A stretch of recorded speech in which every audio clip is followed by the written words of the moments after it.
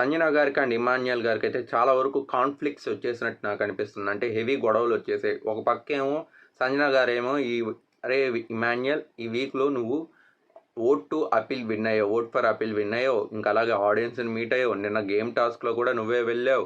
So ఇన్ని జరిగాయి కదా, అట్లీస్ట్ ఈరోజు గేమ్ని అంటే ఈరోజు గేమ్లో నువ్వు అంటే ఆడకుండా ఉండటానికి అంటే ఇక్కడున్న మెజారిటీస్ ఎలా వచ్చినా కూడా ఐఆమ్ అంటే నాకు ఆడాలని ఉంది కదా, నేను ఇప్పుడు దాకా ఆడలేదు కదా, నన్ను ఆడిని అంటే ఇంక ఇమాన్యుయల్ వచ్చి సంజన గారు ఇదంతా మీరు చేసుకున్న తప్పు, నేను నిన్నే మీకు ప్రాపర్గా ఎక్స్ప్లెయిన్ చేశాను.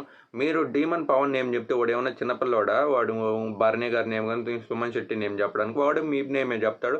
అలా మీకు కాన్ఫ్లిక్ట్స్ వచ్చాయి. ఇంకా మధ్యలో నా పేరు వచ్చాక నన్నేం చేయమంటారు? ఇంకా నా మెడ వరకు వస్తే నేను నాగేమే కదా ఆడతాను, మీరా నేనా అంటే ఇంకా అలాగా ఇమాన్యుయల్కి సంజన గారికి అయితే గొడవ అనేది స్టార్ట్ అవుతుంది.